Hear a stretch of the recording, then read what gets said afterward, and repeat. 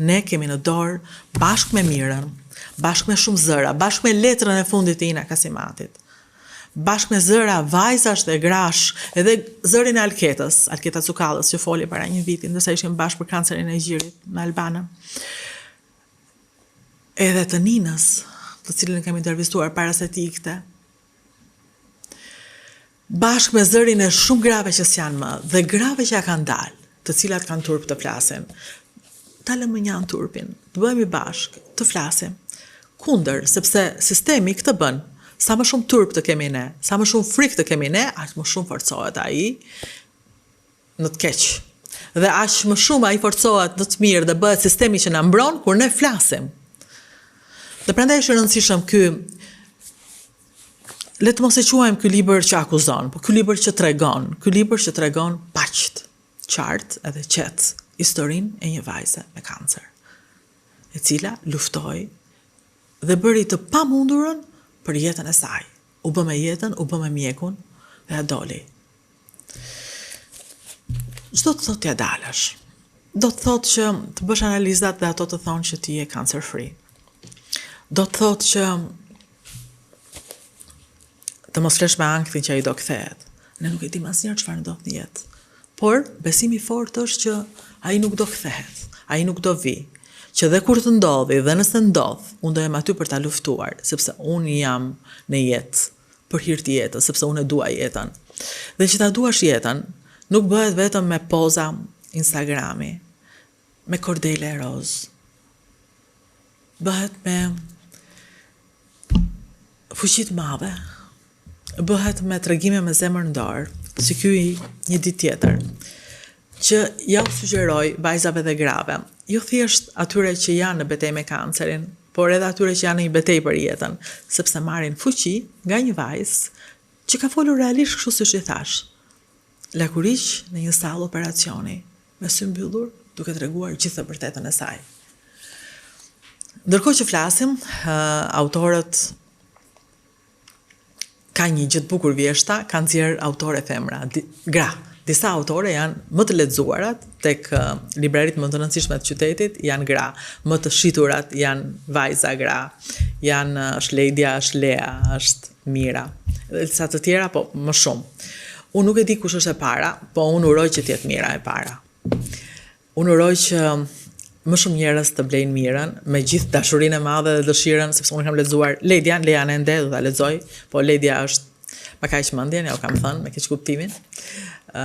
Lean do ta lexoj tani, kam lexuar Frin të parin, nuk e vën dyshim që është një libër i mirë përsëri dhe mezi po pres ta lexoj.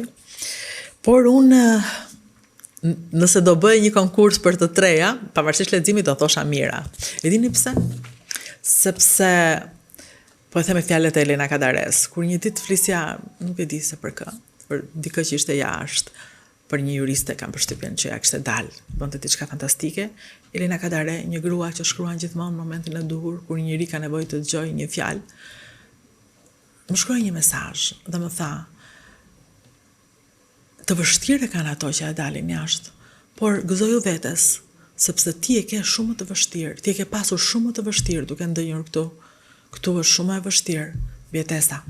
E thash në mënyrë prozaike, e thash shumë bukur, siç flet Elena Kadare, një fat i madh që e kemi atë zonjë.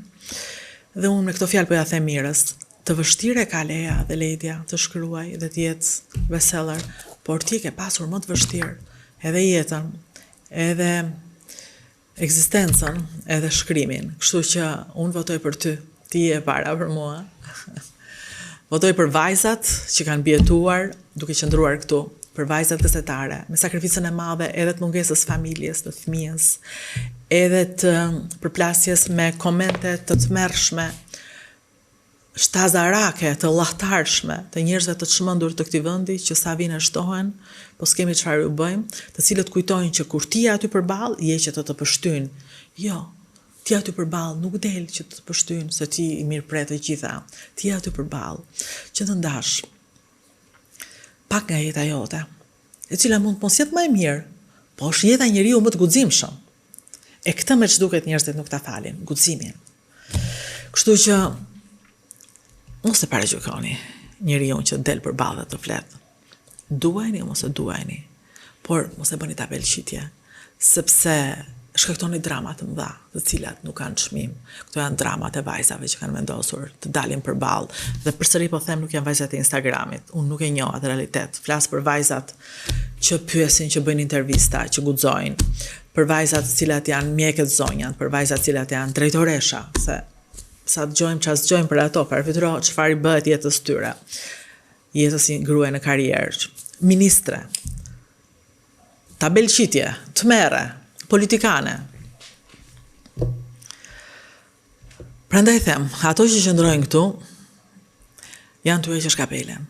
Aq të vështirë e kanë.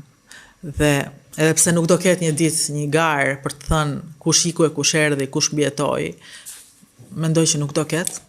Përsëri thellë brenda vetes, secili e di fort mirë çfarë sakrifice është të mbijetosh si vajzë në një vend maskilist si Shqipëria, edhe në një vend me pak kënaqësira si Shqipëria, ku njeriu kërkon që fajin t'ja hedhë gjithmonë tjetrit. Prandaj hyj kapelen vajzave që jo vetëm qëndrojnë, por edhe tregojnë. Ushtofshin vajzat edhe gratë që mbjetojnë kancerit të gjirit. I mbjetojnë kancerit të shoqërisë, i mbjetojnë kancerit të sistemit që do kohë të shërohet, i mbjetojnë pamundësive që t'jep një vend i vogël si Shqipëria, ku shumë kush mendojnë që nuk bëhet, nuk zgjidhet e aty ikim. Unë në të gjitha mënyrat e mia do doja të thosha e atërim, edhe pse unë e di vrerin që më pret kur them ktheu eja qëndro.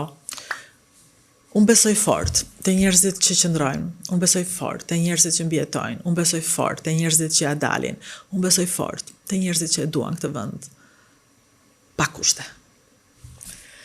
Regjistrohu tek dritare televizion dhe Rudina Xhunga, folëm sot për një libër i cili më la një mbres rënjose dhe gëzohem për çdo njeri që shkruan për këtë libër. Jam e gëzuar vërtet që ka shumë gazetare që po e bëjnë. Nuk e bëjnë se mira është njëra prej nesh dhe gazetare, po mbase e bëjnë dhe për këtë dhe shumë mirë bëjnë. E bëjnë se është libër i mirë. Regjistrohu tek dritare televizion dhe Rudina Xhunga është një kanal i cili është kanali yt, i shumë zërave të cilat bëjnë një zot madh të rëndësishëm, dritare televizion.